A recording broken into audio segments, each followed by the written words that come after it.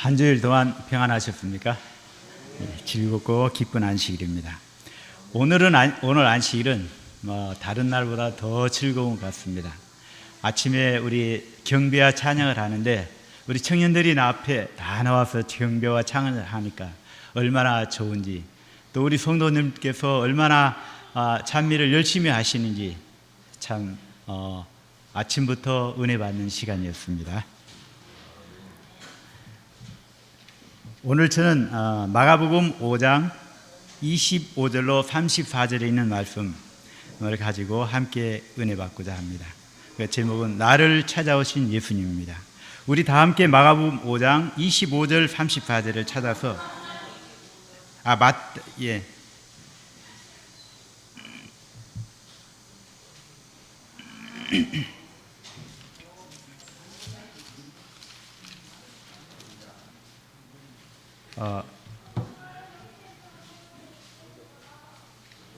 제가 짝수를 읽고 여러분들께서 홀수를 읽어주시기 바랍니다.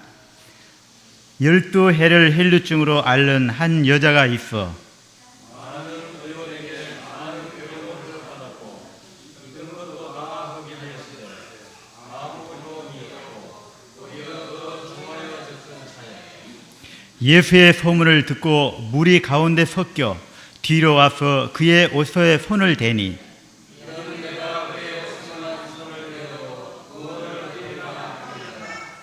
이에 그의 혈루 근원이 곧 마름에 병이 나은 줄을 몸에 깨달으니라.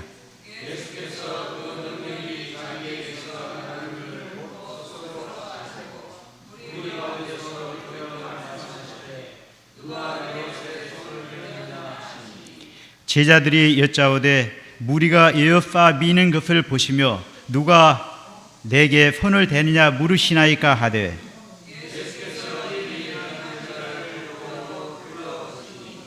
여자가 저에게 이루어진 일을 알고 두려워 떨며 와서 그 앞에 엎드려 모든 사실을 여짜온대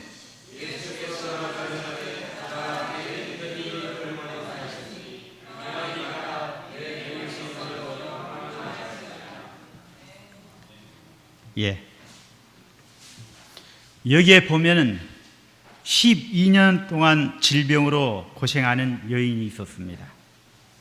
이 여인은 긴 세월 질병으로 고생하며 살아왔습니다.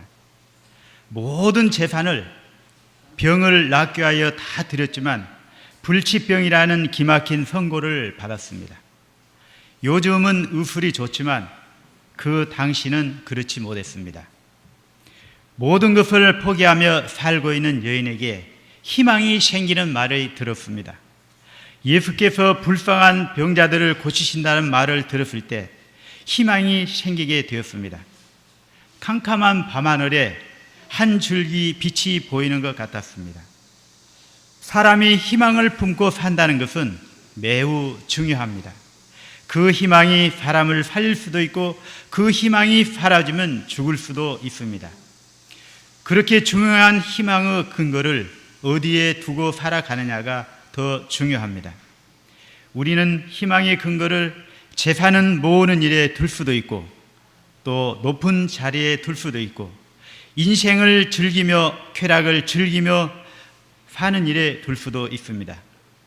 그러나 그런 것들은 잠깐뿐이요 성취된다 할 때도 영원한 것이 되지 못합니다. 사람을 살릴 수 있는 희망, 삶의 의욕을 불어넣어 줄 수 있는 희망, 시들어버리지 않고 영원한 희망 되는 것은 세상에 하나밖에 없습니다. 바로 예수 그리스도께 희망을 두고 살아가는 것입니다. 예수에 대한 소문을 듣고 예수로 말미암아 나을 수 있겠다라는 희망을 갖는 순간부터 이 여인의 삶이 달라졌습니다. 예수에 대한 소문을 듣기 전에는 인생을 포기하며 살았습니다. 다 끝난 인생이라고 생각하며 죽을 날만 기다리며 산 것입니다. 그러나 이제는 아닙니다. 예수님을 만나야 되겠다는 생각밖에는 다른 생각이 없습니다. 예수님을 만날 준비를 하며 기회를 기다리고 있습니다. 여러분은 희망의 근거를 어디에 두고 살아갑니까? 저는 지금까지 삶의 희망은 자식들이었습니다. 공부할 때는 졸업 때까지고, 또 졸업을 하고 나니까 직장, 또 직장에 들어가니까 가정을 이루고 행복하게 사는 것 보는 것이 제 희망이었습니다. 그래 옆도 보지 아니하고 앞만 보며 사는 세월이 이제는 6학년 5반이 되었습니다. 앞을 보면 긴 세월인데 뒤를 돌아보면 너무나 짧았습니다. 정신없이 살다 보니 너무나 짧고 순식간에 지나간 것 같습니다. 여기에 앉아계신 선배님들께서는 7학년, 8학년, 9학년에 가까이 계신 분들이 있습니다. 이렇게 살아온 세월이 짧았습니까? 길었습니까? 우리 여기 앉아계신 우리 최영빈 집사님께서 이제 90이 다 되어 가시는데 90평생을 살아오시면서 뒤돌아보니까 어떻습니까? 길었어요? 짧았어요?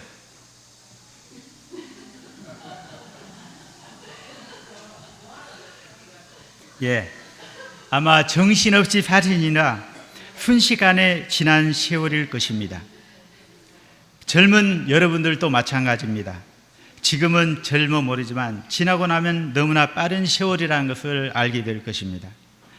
또 다른 분들은 재산을 모으는 일에 희망을 두고 살아갑니다.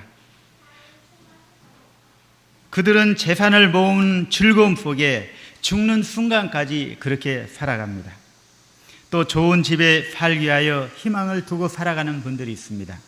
15평짜리 아파트에서 20평으로, 또 20평에서 30평으로 평생을 좋은 집에 살기 위해서 사는 분들이 있습니다. 또 좋은 차를 타기 위하여 희망 속에 살아가는 사람들이 있습니다. 또 어떤 분들은 쾌락을 즐기며 사는 사람들이 있습니다. 저는 얼마 전 자갈마당에서 대구역으로 아침 일찍 볼 일이 있어 가는데 포장마차들이 쭉 줄을 지어 있더라고요. 저기가 무엇인데 저렇게 새벽부터 포장마차들이 있을까 하고 알고 보니 그곳이 나이트 클럽이었습니다.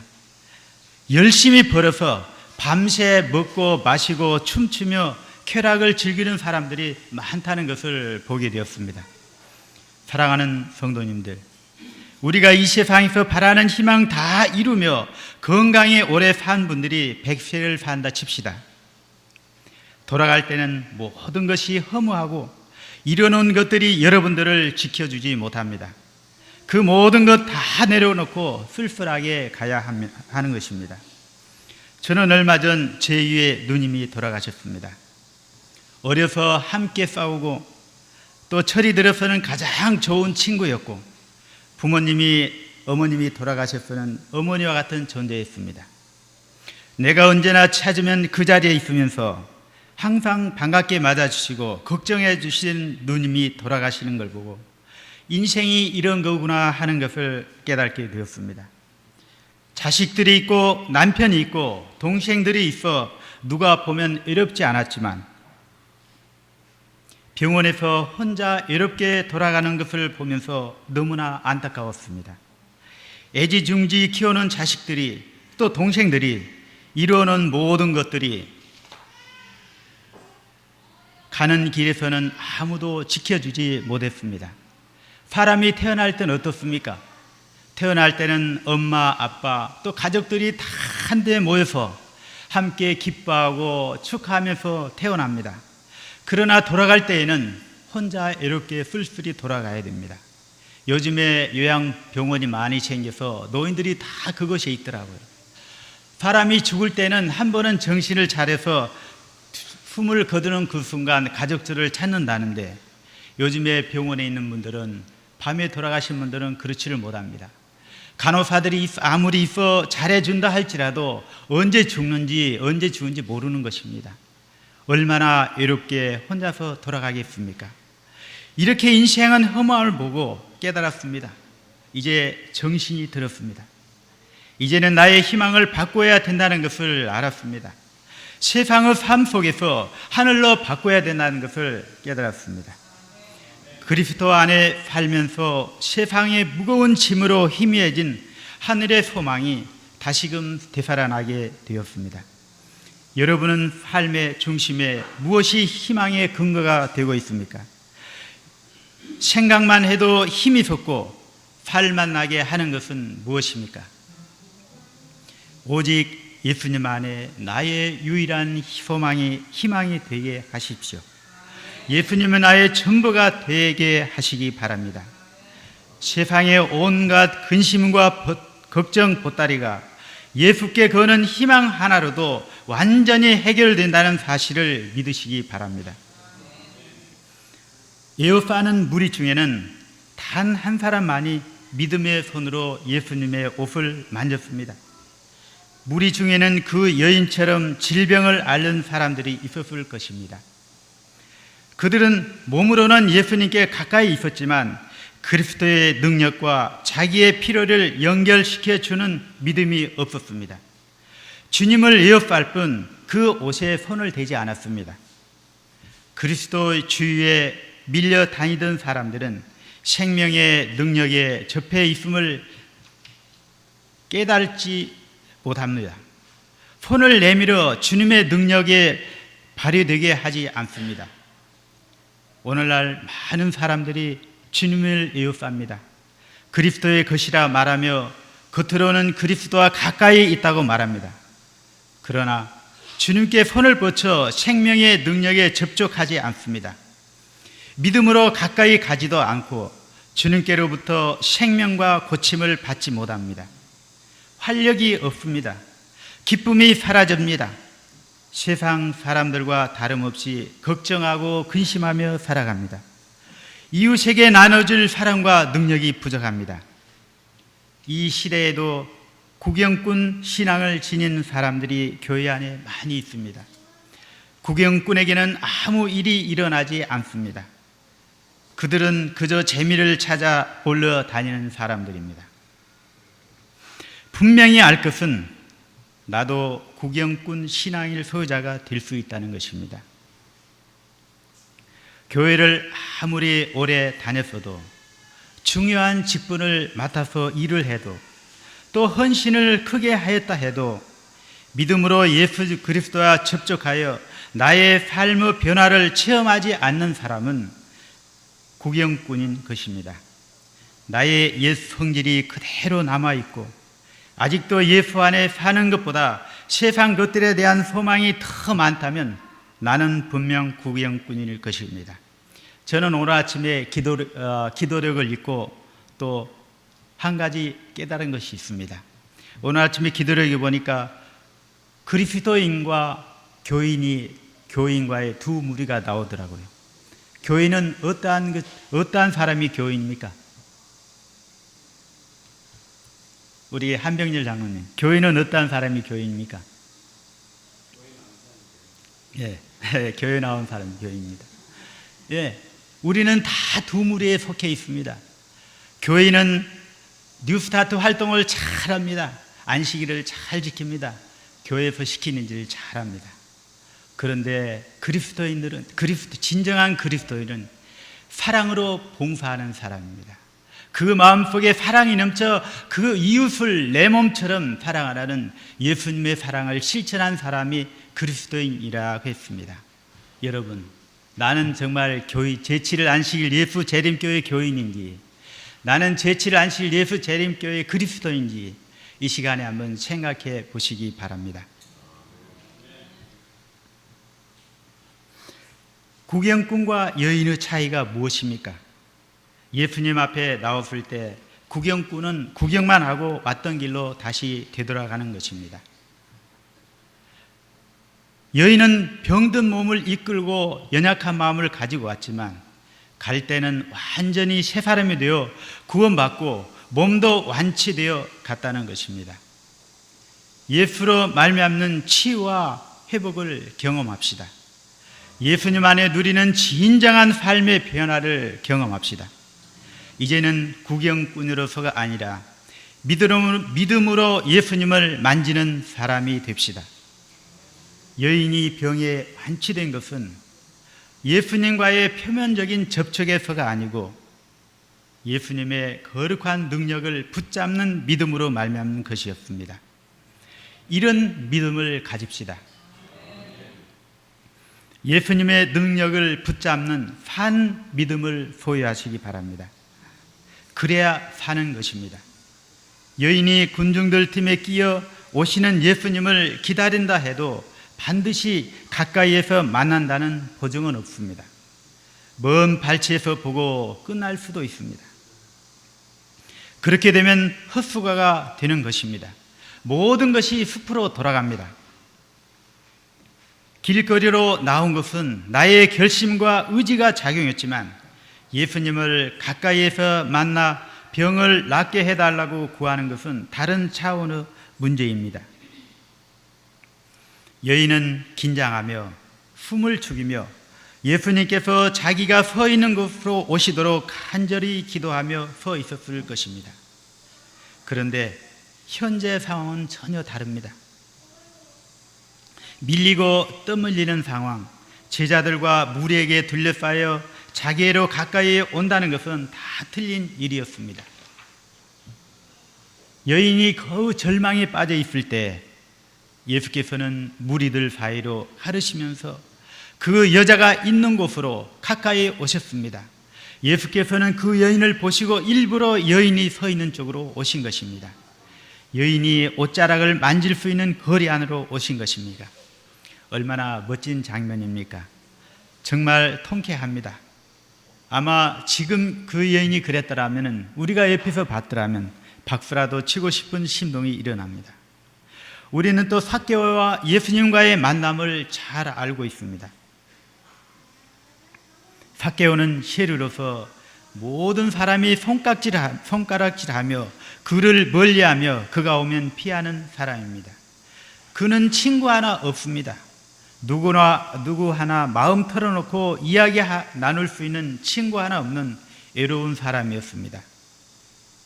그는 예수에 대한 소문을 듣고 꼭 한번 보고 싶었습니다. 예수님을 한번 보고 싶은 희망 속에 있는 그에게 기쁜 소식이 들려왔습니다. 예수께서 자기 마을 앞을 지나가신다는 것입니다. 그는 너무나 기뻐 달려나갔지만 무리들 속에 둘러싸여 오신 예수님을 볼 수가 없었습니다. 안절부절하고 있는 그에게 저쪽에 길 옆에 뽕나무가 보입니다. 먼 발치에서나마 예수님을 보고 싶은 마음에 뽕나무 위로 올라가서 오신 예수님께서 자기가 있는 뽕나무 밑으로 지나가도록 간절히 기도했을 것입니다. 아마 여인이 예수님께서 자기 곁으로 오시길 기도드렸던 것처럼 긴장하며 기도드렸을 것입니다.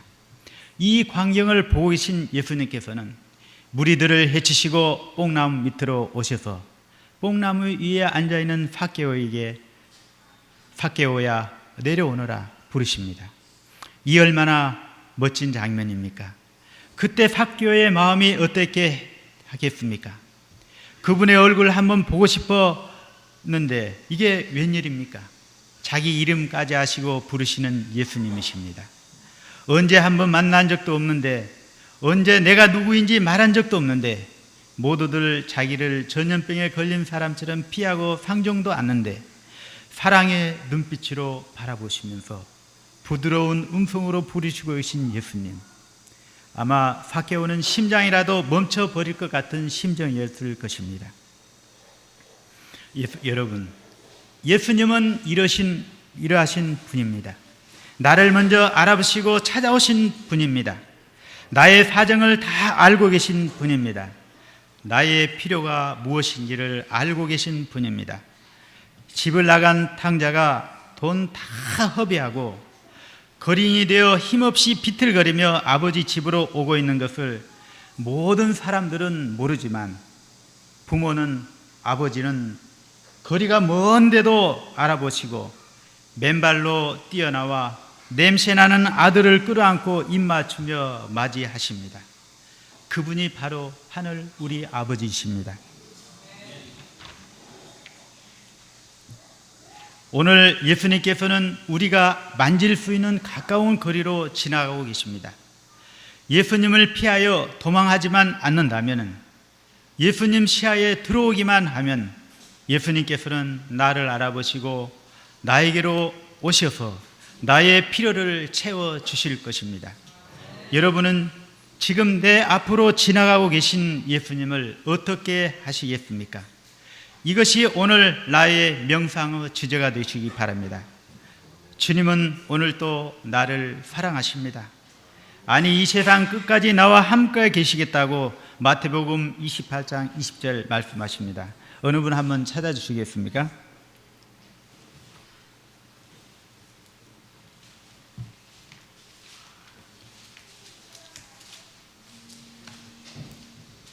마태복음 28장 20절입니다.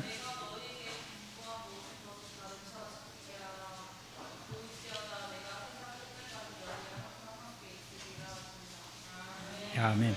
예. 예수님께서는 말씀하십니다. 내가 너희와 세상 끝날까지 함께 하시겠다고 말씀하셨습니다. 또 사랑하시겠다고 약속하셨습니다. 또 요한복음 14장 18절 한번 찾아 읽으시기 바랍니다. 14장 18절.